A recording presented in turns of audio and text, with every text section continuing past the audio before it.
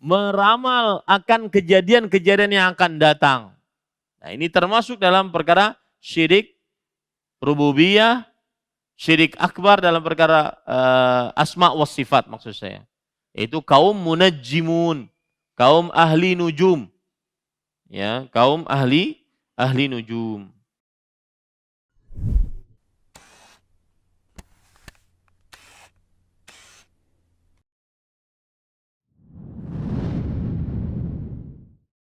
Assalamualaikum warahmatullahi wabarakatuh. Bismillahirrahmanirrahim.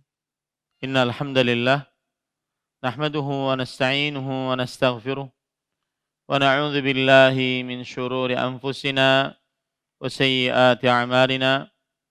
Man yahdihillahu fala mudilla lahu wa man yudlil fala hadiya lahu. Wa ashhadu an la ilaha illallah wahdahu la syarika lahu wa ashhadu anna Muhammadan 'abduhu wa rasuluh. Ya ayyuhalladzina amanu taqullaha haqqa tuqatih wa la tamutunna illa wa antum muslimun. Ya ayyuhan nasu taqu rabbakumul ladzi khalaqakum min nafsin wahidah wa khalaqa minha zawjaha wa batha minhuma rijalan katsiran wa nisaa'a wattaqullaha alladzi tasaaluna bihi wal arham innallaha kana 'alaikum raqiba. Ya ayyuhalladzina amanu taqullaha wa qulu qawlan sadida yuslih lakum a'malakum wa yaghfir lakum dhunubakum wa man yuti'illaha wa rasulahu faqad faza fawzan 'azima amma ba'd. Fa inna asdaqal hadits kitabullah wa ahsanul hadi hadi Muhammadin sallallahu alaihi wa ala alihi wasallam. Syarrul umuri muhdatsatuha wa kullu muhdatsatin bid'ah wa kullu bid'atin dhalalah wa kullu dhalalatin finnar. Alhamdulillah kita bersyukur pada Allah Subhanahu wa taala pada hari ini, hari Rabu malam Kamis, adalah pertemuan yang ke-8 dari syarah ataupun penjelasan matan Nawaqidul Islam yang ditulis oleh Syekhul Islam Al-Mujaddid Al-Imam Muhammad bin Abdul Wahhab bin Sulaiman bin Ali At-Tamimi rahimahullah. Salawat dan salam semoga selalu Allah berikan kepada Nabi kita Muhammad sallallahu alaihi wa ala alihi wasallam, pada keluarga beliau, para sahabat, serta orang-orang yang mengikuti beliau sampai hari kiamat kelak. Dengan nama-nama Allah yang husna dan sifat-sifatnya yang ulia, kita berdoa, Allahumma inna nas'aluka ilman nafi'an wa rizqan tayyiban wa amalan mutaqabbala. Wahai Allah, sesungguhnya kami mohon kepada Engkau ilmu yang bermanfaat, rezeki yang baik, dan amal yang diterima. Allahumma amin. Pada pertemuan kali ini kita sebelum membahas lanjutan dari matan Nawaqidul Islam, kita baca beberapa pertanyaan. Pertanyaan pertama, ketika kita mengetahui seseorang melakukan syirik akbar, memberi sesajen, percaya kepada dukun, berdoa kepada kubur, bagaimana al-wala dan al-bara kita terhadap mereka? Ini pertanyaan penting karena salah satu dari akidah seorang muslim adalah al-wala dan al-bara. Allah Subhanahu wa taala berfirman di dalam Al-Qur'an, la tajidu qauman yu'minuna billahi wal yawmil akhir yuwaduna man haddallaha wa rasulah walau kanu aba'ahum aw abna'ahum aw ikhwanahum aw ashiratahum. Kamu tidak mendapati orang-orang yang beriman kepada Allah dan hari akhir saling kasih mengasihi dengan orang-orang yang menentang Allah dan Rasul-Nya, meskipun mereka adalah orang tua, anak, saudara, dan kerabat. Kemudian juga dalam ayat yang lain Allah Subhanahu wa taala berfirman, "Ya ayyuhalladzina amanu la tattakhidhul yahuda wan nasara awliya, ba'dhuhum awliya'u ba'd." Wahai orang yang beriman, janganlah kalian jadikan kaum Yahudi dan Nasrani sebagai wali yang kalian wala kepadanya.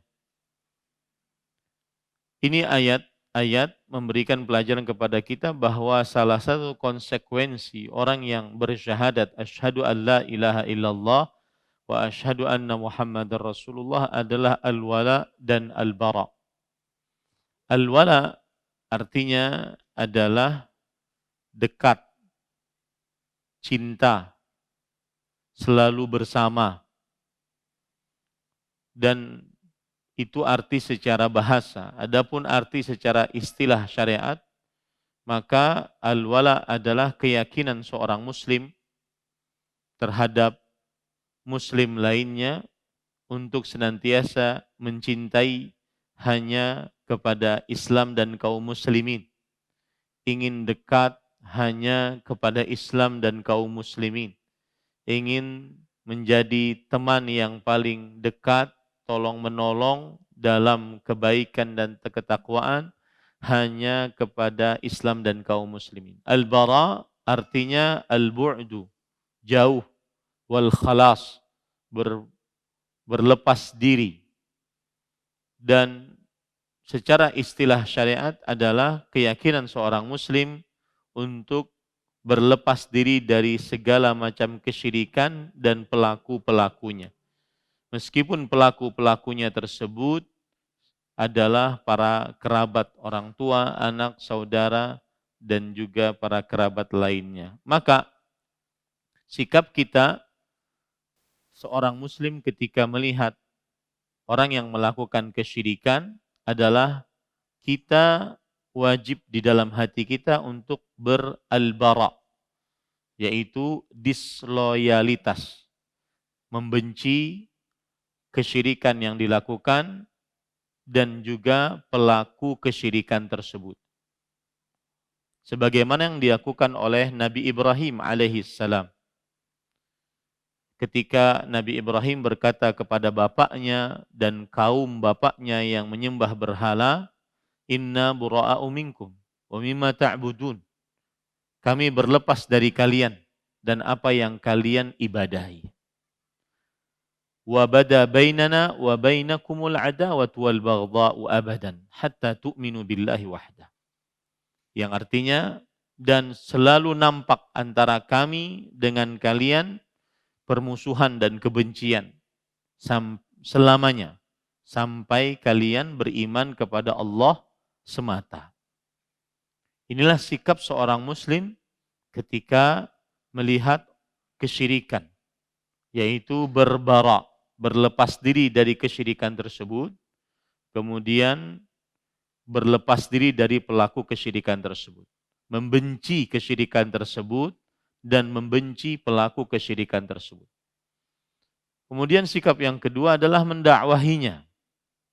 Mendakwahinya agar kembali kepada tauhid, mengikhlaskan ibadah hanya untuk Allah Subhanahu wa taala. Karena Rasulullah sallallahu alaihi wasallam bersabda, "Ad-dinun nasihah." Agama itu dibangun di atas nasihat, yaitu memberikan kebaikan kepada orang lain. Salah satu nasihat adalah wa'ammatihim.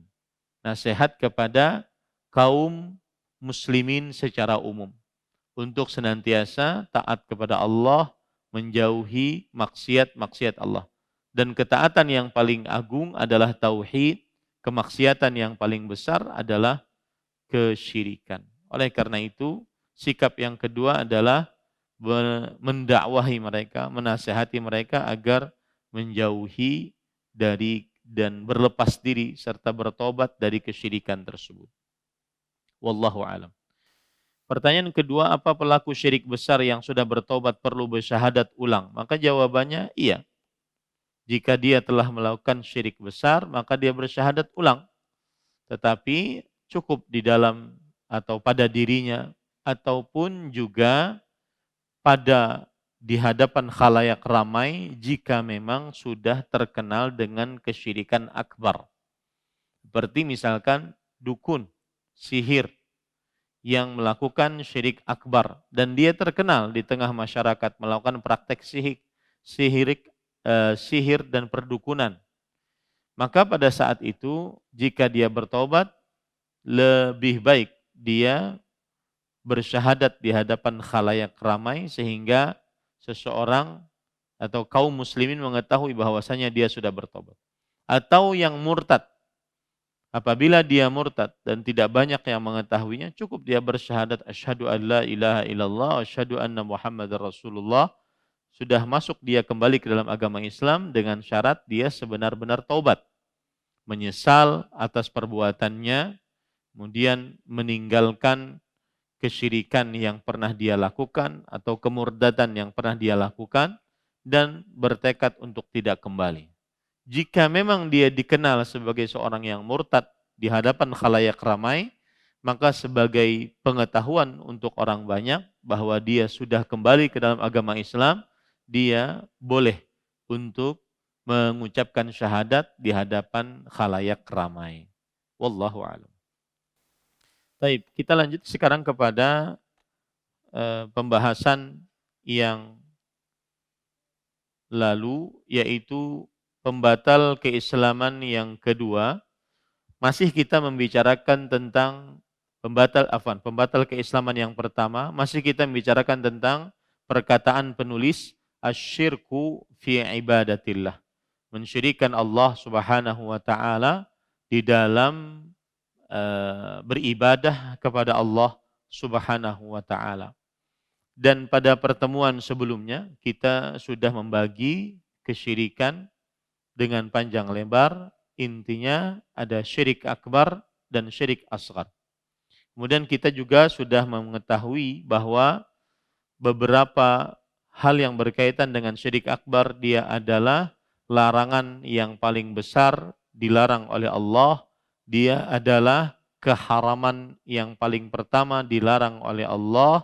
Dia adalah mengeluarkan pelakunya dari agama Islam, menghalalkan darah dan harta pelakunya, kemudian di neraka kelak di akhirat kekal abadi, tidak keluar dari api neraka. Kemudian yang selanjutnya menghapuskan pahala amal dari awalnya sampai akhirnya. Kemudian yang selanjutnya sembelihannya haram untuk dimakan. Kemudian juga selanjutnya adalah tidak diwarisi dan tidak mewarisi. Tidak disolatkan oleh kaum muslimin, tidak dikuburkan di pekuburan kaum muslimin. Taib. Itu beberapa poin yang sudah kita bahas, Bapak Ibu, saudara-saudari yang dimuliakan oleh Allah. Sekarang kita ingin lebih mendalami lagi tentang syirik akbar. Ya, tentang syirik akbar. Syirik akbar sebagaimana yang sudah kita pelajari, kita bagi menjadi syirik di dalam rububiyah dan syirik di dalam uluhiyah dan syirik di dalam asma was sifat. Syirik akbar terbagi lagi menjadi syirik di dalam rububiyah dan syirik di dalam asma wa sifat dan syirik di dalam uluhiyah. Baik, saya gambarkan sedikit. Jadi yang kita pelajari sekarang adalah yang berkaitan dengan syirik akbar. Pada pertemuan sebelumnya kita sudah katakan bahwa pembagian syirik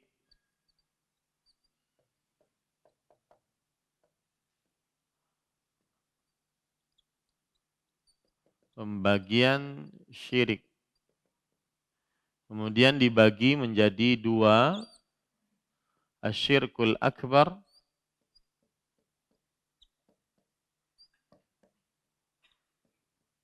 syirik besar, kemudian syirik kecil.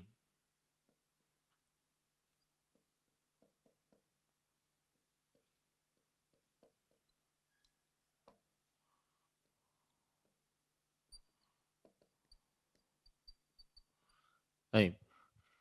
Kita tinggalkan dulu syirik kecil, kita akan bahas syirik akbar. Syirik akbar dibagi lagi oleh para ulama berdasarkan yang terjadi ada 3, yaitu asyirku fir rububiyah. Syirik di dalam rububiyah. Kemudian yang kedua, asyirku fil asma was sifat. Syirik di dalam nama dan sifat-sifat Allah Subhanahu wa taala. Kemudian yang ketiga, asyirku fil uluhiyah. Syirik di dalam uluhiyah.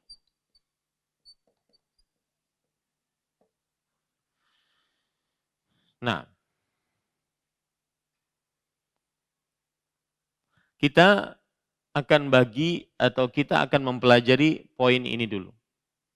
Poin yang pertama, syirik di dalam rububiyah. Apa arti syirik di dalam rububiyah? Syirik di dalam rububiyah adalah meyakini ada yang mengatur, mencipta, berkuasa sama dengan Allah.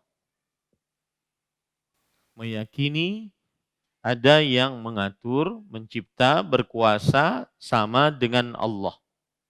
Itulah syirik dalam rububiyah.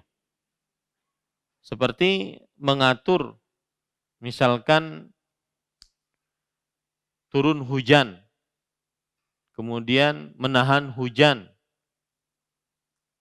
mendatangkan gempa, menahan gempa, mengeluarkan gunung menjadi meletus, menahan gunung tidak meletus. Ini mengatur. Maka siapa yang meyakini ada yang mengatur sama dengan Allah Subhanahu wa taala mengatur, ini disebut dengan syirik dalam rububiyah dan itu syirik akbar. Begitu juga mencipta. Mencipta, siapa yang meyakini ada yang mencipta, mematikan, menghidupkan, menyembuhkan, memberikan penyakit, maka dia samakan itu dengan penciptaan Allah Subhanahu wa taala, ini adalah syirik di dalam rububiyah. Ada yang berkuasa menguasai daratan, lautan, udara, langit, bumi, ya. Maka seperti misalkan ada yang mengatakan bahwa kalau ada wali abdal di dalam sebuah tempat, maka tempat tersebut menjadi aman, tentram. Maka ini syirik rububiyah. Syirik rububiyah. Yaitu apa tadi? Meyakini ada yang mengatur, mencipta, berkuasa sama dengan Allah Subhanahu wa ta'ala. Itu syirik di dalam rububiyah. Taib.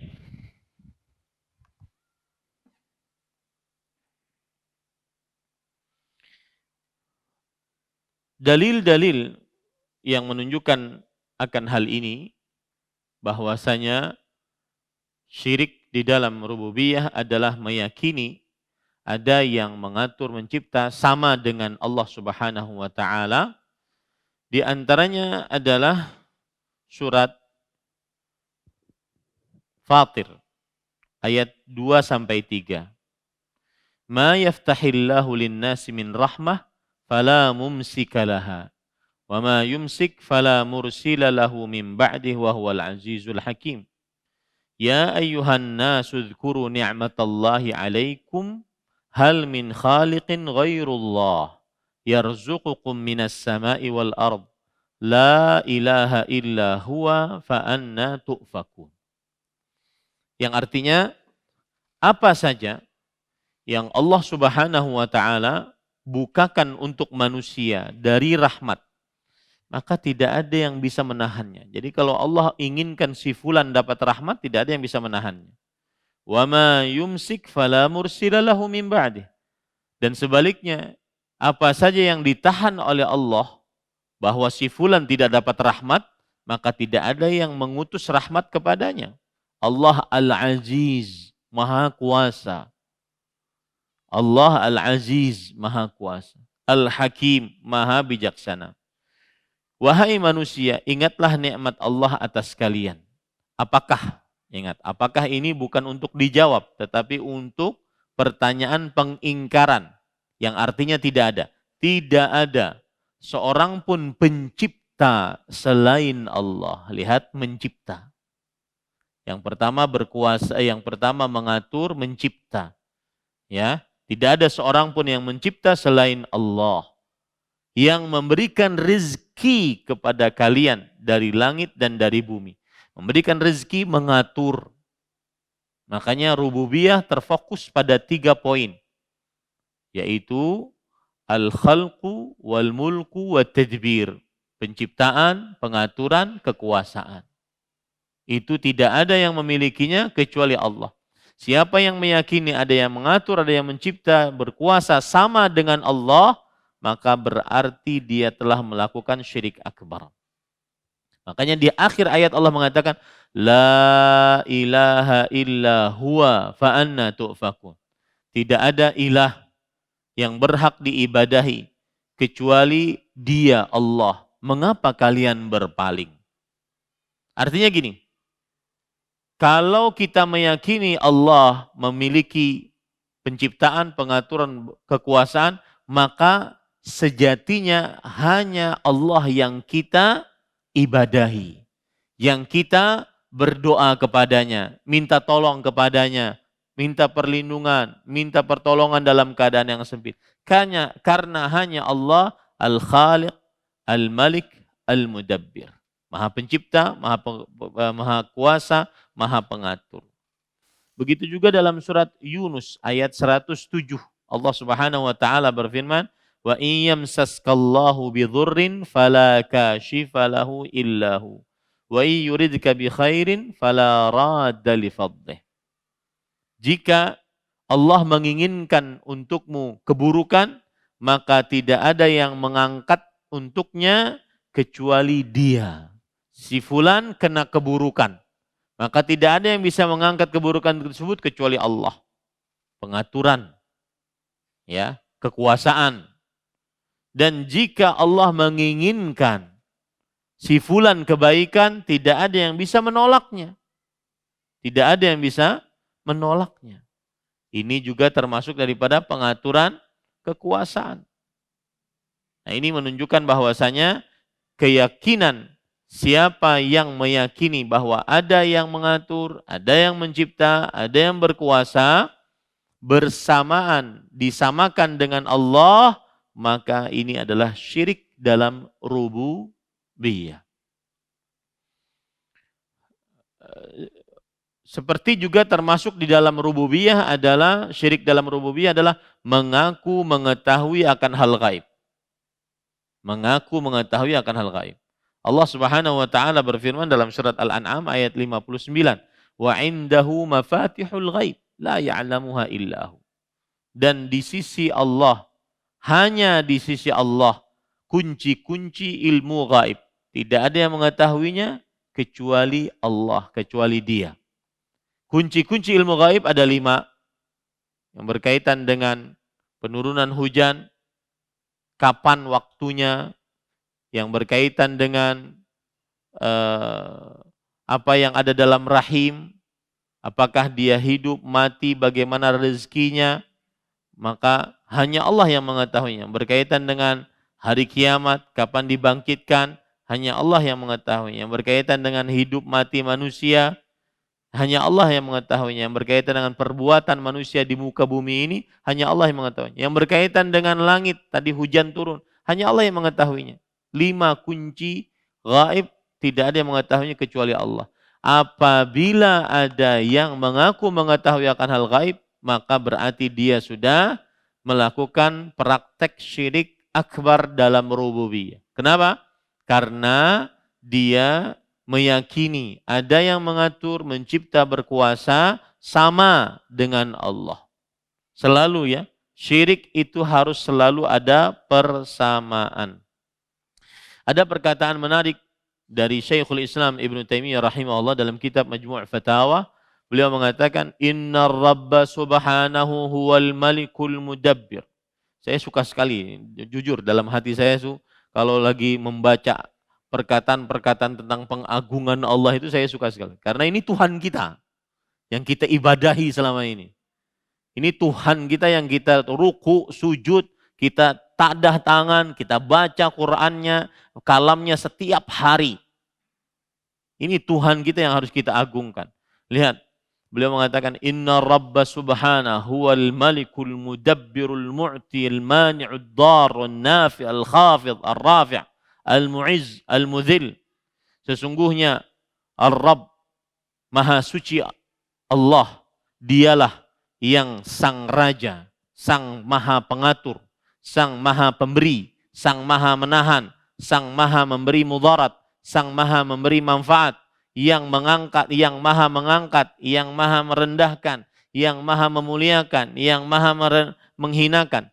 Faman syahida annal mu'tiya awil mani'a awil dharra awil nafi'a awil mu'izza awil mudhilla ghairahu faqad asyraka fi rububiyyati. Maka siapa yang bersaksi bahwa ada yang maha pemberi, maha menahan, maha memberikan mudarat, maha memberikan manfaat, maha memuliakan, maha merendahkan selain Allah, maka sungguh dia telah mensyirikkan Allah di dalam perkara rububiyah.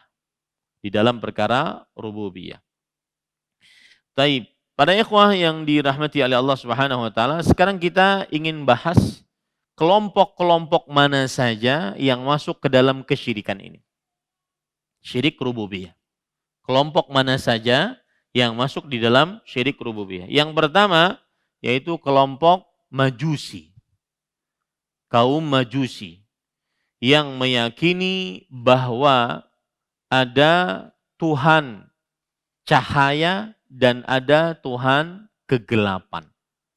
Cahaya, Tuhan yang mengatur hal-hal yang baik-baik. Kegelapan, Tuhan yang mengatur hal-hal yang buruk-buruk. Maka di sini berarti mereka telah mensyirikkan Allah Subhanahu wa taala dengan cara bahwa ada 2 yang bisa mengatur, mencipta, berkuasa sama dengan Allah Subhanahu wa taala. Ini kaum Majusi.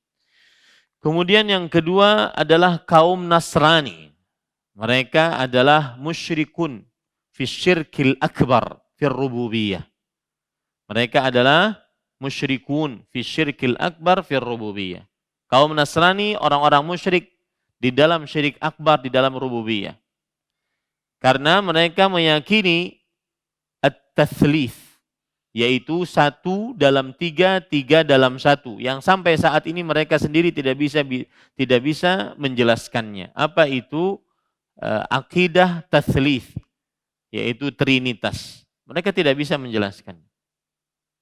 Dan Allah Subhanahu wa taala berfirman di dalam surat An-Nisa, ya ahlal kitab, la taghlu fi dinikum. Wahai ahlul kitab, kaum Nasrani Yahudi, jangan kalian melampaui batas dalam agama kalian. Wala taqulu 'ala Allahi illa al-haq, dan janganlah kalian mengatakan tentang Allah kecuali kebenaran. Innamal masihu Isa bin Maryam Rasulullah wa kalimatuhu alqaha ila Maryam wa ruhum min. Sesungguhnya Al-Masih Isa putra Maryam hanyalah Rasulullah dan kalimat Allah, yaitu makhluk yang Allah ciptakan dengan ucapan kun, dan ruh yang Allah berikan kepada perut Maryam. Kemudian Allah berfirman, wala taqulu thalathah, dan jangan kalian ucapkan tiga, yaitu Tuhan ada tiga. Ruhul Kudus, kemudian Tuhan Bapa, Tuhan Yesus. Maka mereka meyakini bahwasanya kaum Nasrani meyakini bahwasanya ada tiga Tuhan yang mengatur, mencipta, berkuasa. Ya, Tuhan Bapa, Ruhul Kudus, Tuhan Yesus.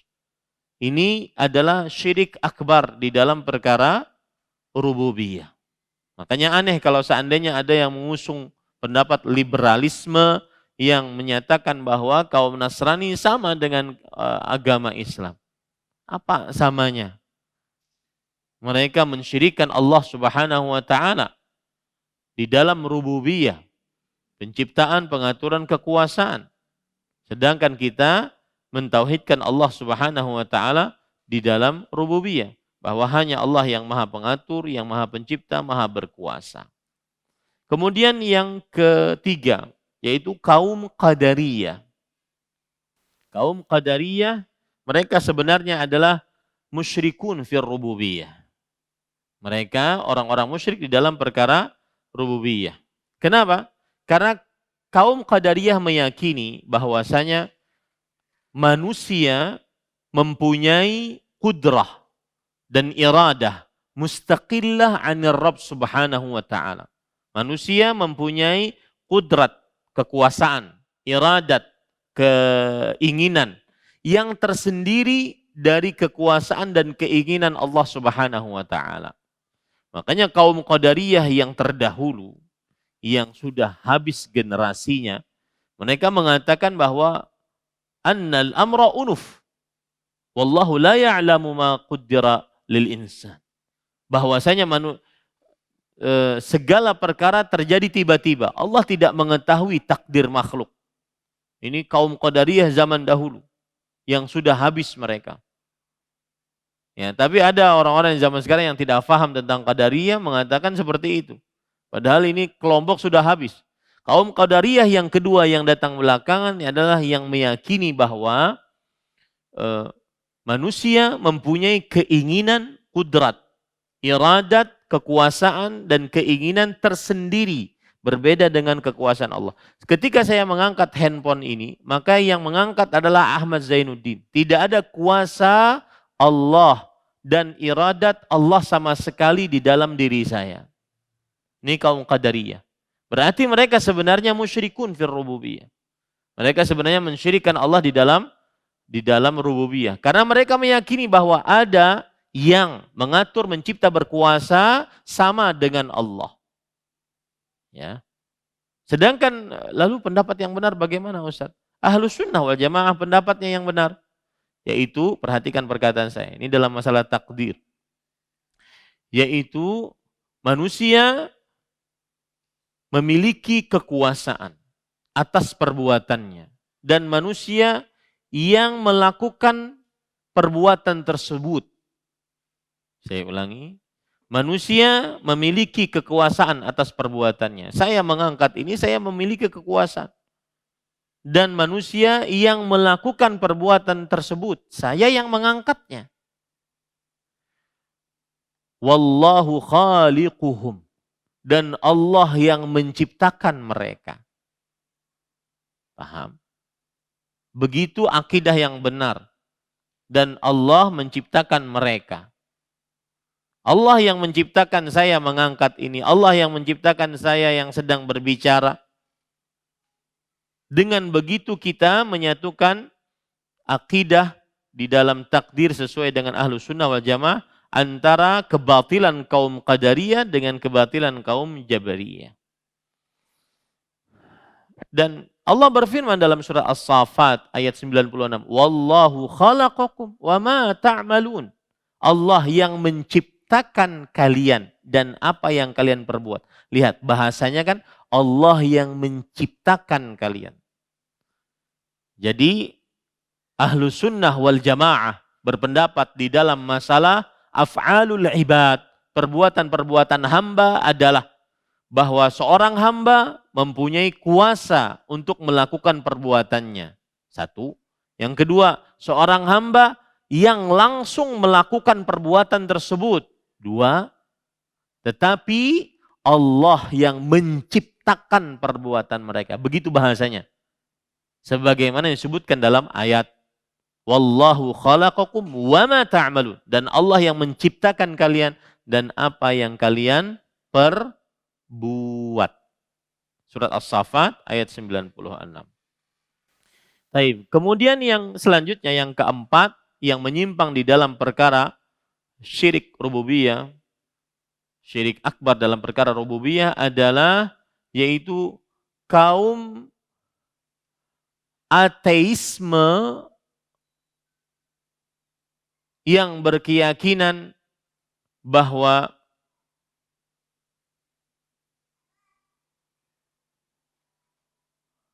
manusia tidak ada yang menghancurkannya kecuali massa. Manusia tidak ada yang menghancurkannya kecuali massa. Atau disebut dalam bahasa Arabnya kaum dahriyah. Tulis saja kaum dahriyah. Dal, ha, ra, ya, ta marbutah. Dahriyah. Yang meyakini bahwa tidak ada yang menghancurkan manusia dan alam semesta kecuali massa. Ya, kecuali massa. Allah Subhanahu wa taala berfirman akan kaum ini di dalam ayat surat Al-Jathiyah ayat 24. Qalu ma hiya illa hayatuna dunya namutu wa nahya wa ma yuhlikuna illa ad-dahr. Mereka berkata, kehidupan ini tidak lain hanyalah kehidupan dunia saja. Kita mati, kita hidup, tidak ada yang membinasakan kita selain masa. Dariyah. Selain masa. Selanjutnya, dari orang-orang yang melakukan kesyirikan akbar di dalam perkara rububiyah, tadi kita katakan kaum dahriyah yang meyakini bahwa tidak ada yang menghidupkan, mematikan kecuali dahr, kecuali masa. Kemudian yang keempat, kalau tidak salah, betul yang keempat. Kelima adalah orang-orang musyrik dari kaum Arab. Orang-orang musyrik dari kaum Arab. Yang mereka meyakini bahwasanya berhala-berhala mereka bisa memberikan manfaat dan mudarat. Seperti Lata, Uzza, Manat, Hubal, dan sekitar 300-an berhala yang ada di dalam dan di luar sekitar Ka'bah waktu sebelum penaklukan kota Mekah yang diyakini bisa memberikan manfaat dan mudarat. Kemudian yang keenam adalah kaum tasawuf yang ekstrim yang meyakini bahwa para wali bisa mengatur alam semesta, dapat memberikan manfaat, mudarat, menyembuhkan, mematikan, menghidupkan, mendatangkan ketenangan, kedamaian, menghilangkan penyakit COVID, ya, ini termasuk daripada syirik akbar. Karena tidak ada yang mengatur, mencipta, berkuasa kecuali Allah Subhanahu wa taala. Kemudian yang ketujuh adalah kaum Syiah Rafidhah,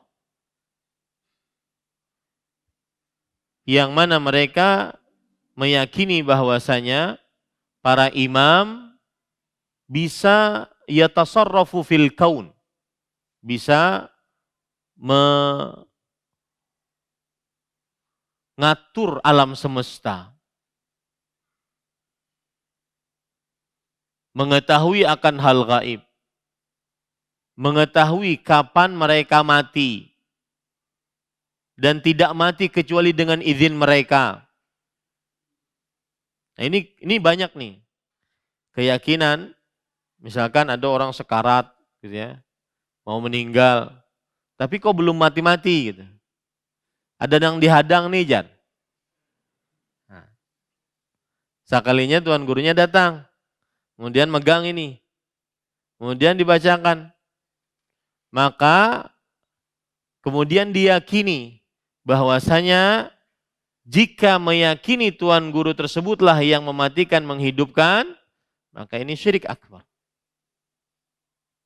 Ya, maka ini adalah syirik akbar. Karena tidak ada yang bisa menghidupkan, mematikan kecuali Allah Subhanahu wa taala. Yang kedelapan yaitu kaum Nusairiyah, yang meyakini bahwa sahabat Nabi, menantu Rasul sallallahu alaihi wasallam, Ali bin Abi Thalib radhiyallahu anhu, sebagai Tuhan yang mengatur, mencipta, berkuasa. Meyakini bahwa beliau bisa mendiamkan matahari, beliau bisa menahan bulan, dan seterusnya. Ini kaum Nusairiyah. Kemudian juga kaum yang ke-9 adalah kaum Ad-Durziyah, kaum Duruz, yang meyakini bahwasanya penguasa mereka Al-Ubaidi memiliki kekuasaan seperti kekuasaan Allah Subhanahu wa taala. Mereka mengatakan ya'lamu kha'inatal a'yun wa ma tukhfis sudur. Al-Hakim Al-Ubaidi mengetahui apa yang tersembunyi di dalam hati dan mata-mata yang berkhianat. Maka ini tidak ada yang mengetahuinya kecuali Allah Subhanahu wa taala. Termasuk daripada potret syirik akbar di dalam rububiyah adalah yang meyakini bahwa bintang bisa memberikan pengaruh di dalam kekuasaan, pengaturan, penciptaan alam semesta. Terdapat bintang A, maka akan terjadi nasibnya begini. Bintang B akan terjadi nasibnya begini. Keyakinan ini termasuk keyakinan syirik akbar di dalam perkara rububiyah. Syirik akbar di dalam perkara rububiyah. Taib. Sekarang kita membahas tentang syirik akbar di dalam perkara asma was sifat. Nama-nama Allah Subhanahu wa taala yang husna dan sifat-sifat Allah Subhanahu wa taala yang ulia. Yang husna yang artinya sempurna kebagusannya. Yang al-ulia sifat-sifatnya yang artinya tinggi, sempurna ketinggiannya. Ya. Maka syirik akbar di dalam perkara nama-nama Allah yang husna dan sifat-sifat Allah yang ulia adalah meyakini bahwa ada yang memiliki nama-nama yang husna sama dengan Allah, dan ada yang memiliki sifat-sifat yang ulia sama dengan Allah. Ada yang memiliki nama-nama yang husna sama dengan Allah, ada yang memiliki sifat-sifat Allah yang ulia sama dengan Allah. Seperti orang-orang musyrik Arab, orang-orang kafir Quraisy. Mereka memiliki Tuhan bernama Al-Lata. Diambil dari nama Allah Al-Ilah. Al-Lata. Diambil dari kata Al-Ilah. Ini menyamakan nama Allah yang husna dengan nama selain Allah Subhanahu wa taala. Menyamakan nama selain Allah dengan nama Allah Subhanahu wa taala. Kemudian Al-Uzza diambil dari kata Al-Aziz. Al-Aziz. Menyamakan nama selain Allah dengan nama Allah yang husna. Kemudian Al-Manat diambil dari kata Al-Mannan. Al-Mannan adalah nama Allah yang maha menyebutkan pemberiannya. Jadi kalau Allah memberi, Allah berhak untuk menyebutkan pemberiannya. Aku sudah bari ikam banyu, aku sudah bari ikam makan, aku sudah bari ikam hidup, aku sudah bari ikam rezeki. Itu hanya Allah yang berhak menyebutkan seperti itu. Dan itu namanya Al-Mannan. Orang-orang kafir Quraisy memiliki nama yang semisal Al-Manat. Maka orang-orang kafir Quraisy musyrikun fil asma was sifat. Mereka mensyirikkan Allah di dalam nama-nama Allah yang husna. Karena menyamakan selain nama Allah yang husna dengan nama Allah yang husna. Paham ini? Baik. Kemudian sifat. Menyamakan sifat-sifat selain Allah Subhanahu wa taala dengan sifat-sifat Allah yang ulia. Seperti misalkan kaum ahli kalam yang mereka menyamakan sifat Allah dengan sifat makhluknya. Kata mereka, kalau seandainya Allah beristiwa, berarti itu sama dengan istiwanya makhluk. Ini musyrik akbar. Kalau ada yang mengatakan seperti itu. Allah beristiwa di atas arasy, itu berarti sama seperti seorang raja duduknya di singgasananya. Ini mensyirikkan Allah Subhanahu wa taala di dalam syirik akbar. Seperti misalkan Allah Subhanahu wa taala mempunyai sifat as-sama', yaitu mendengar. Maka ketika ada orang mengatakan sam'i ka sam'ullah, sam'ullah ka sam'i. Pendengaran Allah seperti pendengaran makhluk. Penglihatan Allah seperti penglihatan makhluk. Ini adalah syirik akbar di dalam perkara sifat. Turunnya Allah dari atas ke langit dunia di sepertiga malam terakhir, itu seperti turunnya makhluk. Ini syirik akbar di dalam perkara sifat. Seperti ada orang mengatakan, jika Anda meyakini Allah di atas seperti lampu ini di atas, maka Anda syirik akbar. Iya, kita meyakini Allah di atas, tetapi Allah Subhanahu wa taala di atas sesuai dengan keagungan dan kemuliaan Allah Subhanahu wa taala. Ar-Rahmanu 'alal 'arsy istawa kama yaliqu bi jalalihi wa 'azamatihi. Allah beristiwa di atas arsy sebagaimana keagungan dan kemuliaan Allah Subhanahu wa taala. Nah, ini contoh syirik akbar di dalam nama-nama dan sifat-sifat Allah Subhanahu wa taala. Sekarang tadi saya sebutkan kelompok yang pertama yang musyrik akbar di dalam nama dan sifat Allah, yaitu kaum apa? Musyrik Arab, orang-orang kafir Quraisy. Orang-orang kafir Quraisy. Kemudian juga contoh yang lain seperti yang sudah saya sebutkan, bahwasanya orang-orang yang melakukan syirik akbar di dalam perkara asma wa sifat adalah yaitu kaum yang disebut dengan kaum musyabbihah yang saya katakan tadi. Musyabbihah, menyerupakan Allah dengan makhluknya di dalam sifat-sifat. Seperti Allah berfirman, "Wa ma mana'aka an tasjuda lima khalaqtu biyadayya." Apa yang menahanmu wahai iblis, untuk sujud terhadap makhluk yang aku telah ciptakan dengan kedua tanganku. Berarti Allah menetapkan dirinya sebuah sifat, yaitu menetapkan untuk dirinya sebuah sifat, yaitu sifat tangan. Maka tidak boleh kita mengatakan yadullah kayadi, tangan Allah seperti tanganku. Siapa yang menyatakan demikian, maka inilah yang disebut dengan kaum musyabbihah. Kaum musyabbihah. Musyabbihah artinya menyerupakan Allah dengan makhluknya. Ya, menyerupakan Allah dengan makhluknya. Karena Allah tidak ada yang serupa, yang semisal dengannya. Sesuatu apapun. Sebagaimana disebutkan oleh Allah dalam surah Asy-Syura ayat 11. Laisa kamitslihi syai'. Ya, tidak ada sesuatu pun yang semisal dengannya. Tetapi kita menetapkan apa yang Allah tetapkan. Allah beristiwa di atas arsy. Kita tetapkan Allah beristiwa di atas arsy. Karena Allah yang menetapkan. Dan kita jangan samakan istiwanya Allah dengan istiwanya makhluk.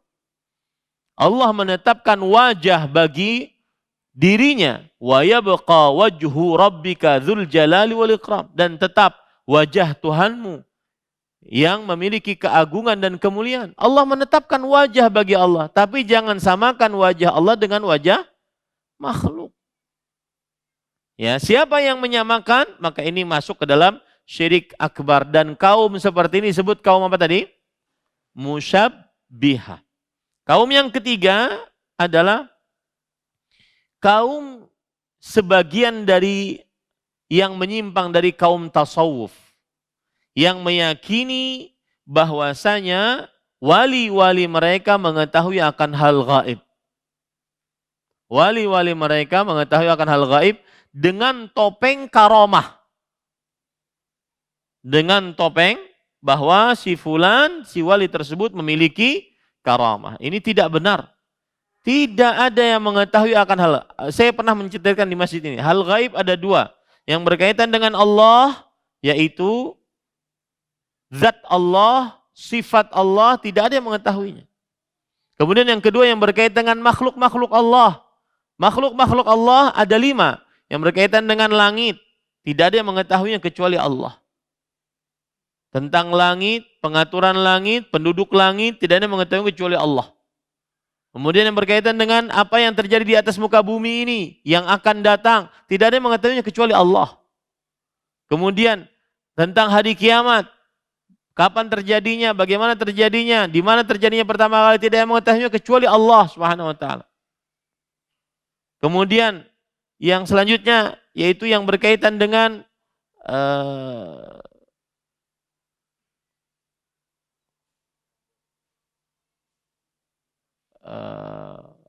hal-hal gaib seluruhnya. Tidak ada yang mengetahui kecuali Allah Subhanahu wa taala. Kapan seorang mati, bagaimana dia kalau hidup, apakah dapat rezeki sekian, bagaimana rezekinya, bahagia atau tidak. Tidak ada yang mengetahuinya kecuali Allah Subhanahu wa taala. Nah, siapa yang meyakini bahwa ada yang mengetahui akan hal gaib, maka dia syirik di dalam perkara nama dan sifat Allah. Karena tidak ada yang mengetahui akan hal gaib dan itu termasuk sifat Allah kecuali Allah Subhanahu wa taala. Allah berfirman di dalam surah An-Naml ayat 65. Qul la ya'lamu man fis samawati wal ardil ghaiba illallah. Katakan wahai Muhammad sallallahu alaihi wasallam, tidak ada yang mengetahui akan hal gaib di langit dan di bumi melainkan Allah Subhanahu wa taala. Kemudian juga di dalam surat Al-An'am ayat 59 tadi, wa indahu mafatihul ghaib la ya'lamuha illahu. Hanya di sisi Allah kunci-kunci ilmu gaib, tidak ada yang mengetahuinya kecuali Dia, yaitu Allah Subhanahu wa taala. Dalam surat Yunus ayat 20, innamal ghaibu lillah. Ilmu gaib itu hanya milik Allah Subhanahu wa taala. Ya, saya heran kadang ada ayat begitu jelas tentang hal gaib ini, tetapi masih meyakini bahwa ada makhluk yang mengetahui akan hal gaib. Ayat seperti matahari di siang bolong. Orang Arab mengatakan, idhahtajan naharu ila dalilin. Kalau seandainya siang memerlukan bukti lagi, maka tidak perlu lagi kalau begitu ada akal di dalam otak. Siang, mana bukti siang? Ini siang nih sudah. Sama seperti pengetahuan tentang hal gaib. Tidak ada yang mengetahui akan hal gaib kecuali Allah. Dalilnya begitu banyak dalam Al-Quran. Ya, masih ada yang meyakini bahwa yang mengetahui akan hal gaib selain Allah Subhanahu wa taala. Taib. Kemudian pada ikhwan yang dirahmati oleh Allah, termasuk daripada orang yang menyimpang di dalam perkara syirik asma wa sifat, di dalam perkara syirik rububiyah adalah yaitu kaum munajjimun. Kaum munajjimun yaitu ahli nujum yang mengatur, yang meyakini bahwa ada bintang yang mendatangkan bahaya, ada bintang yang mendatangkan keburukan. Maka mereka dengan bintang tersebut meramal akan kejadian-kejadian yang akan datang. Nah, ini termasuk dalam perkara syirik rububiyah, syirik akbar dalam perkara asma wa sifat maksud saya. Yaitu kaum munajjimun, kaum ahli nujum. Ya, kaum ahli nujum. Nah, itu dua dulu karena nanti poin yang ketiga syirik akbar di dalam perkara uluhiyah agak panjang pembicaraannya. Insyaallah pada pertemuan yang akan datang kita lanjutkan. Wallahu a'lam. Sallallahu nabiyana Muhammad walhamdulillahirabbil alamin. Subhanakallah bihamdik asyhadu an la ilaha illa anta astaghfiruka wa atubu ilaik. Wassalamualaikum warahmatullahi wabarakatuh. Terima kasih. Jazakumullah khairan wa barakallahu fikum. Video ini dibuat atas partisipasi dari donasi Anda. Semoga menjadi amal jariah bagi Anda semuanya.